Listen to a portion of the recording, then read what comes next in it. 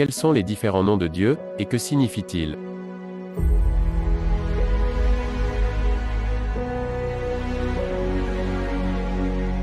Chacun des nombreux noms de Dieu décrit une des multiples facettes de son caractère. Voici quelques-uns des noms bibliques les plus connus. Elohim, qui signifie Dieu créateur, puissant et fort. C'est le nom qui appuie la doctrine de la Trinité. Dès le premier verset de la Bible, la puissance suprême de Dieu se manifeste, puisqu'il lui suffit de parler pour faire que le monde existe. Adonai, qui signifie Seigneur.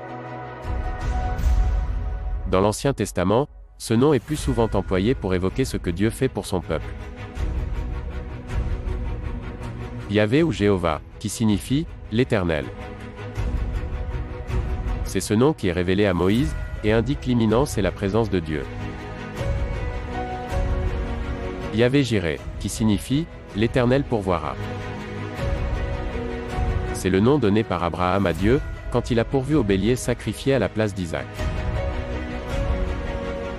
Yahvé Rapha, qui signifie l'Éternel qui guérit. C'est l'Éternel qui guérit notre corps et notre âme. Le corps, en le préservant des maladies ou en les guérissant. Et l'âme, en pardonnant les iniquités. Yahvé Nissi, qui signifie l'Éternel mon étendard. L'étendard est un point de ralliement. Ce nom commémore la victoire contre les Amalécites dans le désert, en Exode chapitre 17. Yahvé Shalom, qui signifie l'Éternel paix. C'est le nom donné par Gédéon à l'autel qu'il a construit, après que l'ange de l'Éternel lui a assuré qu'il ne mourrait pas après l'avoir vu, comme il le pensait. Yahvé Tsidkenu, qui signifie l'Éternel notre justice.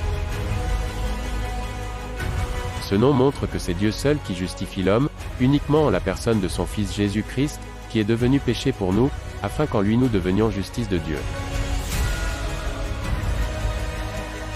Yahvé Roi, qui signifie l'Éternel mon berger. Après que David a médité sur sa propre relation de berger avec ses brebis, il a compris que c'était exactement la relation que Dieu avait avec lui, et a alors déclaré: Yahvé Roi est mon berger, je ne manquerai de rien. Yahvé Shama, qui signifie l'Éternel est ici.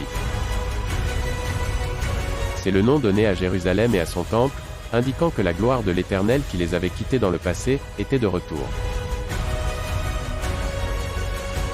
El Olam, qui signifie Dieu d'éternité. La nature de Dieu n'a ni commencement ni fin. Il est hors de toute contrainte temporelle, et il possède en lui-même la cause même du temps. D'éternité en éternité, l'Éternel est Dieu.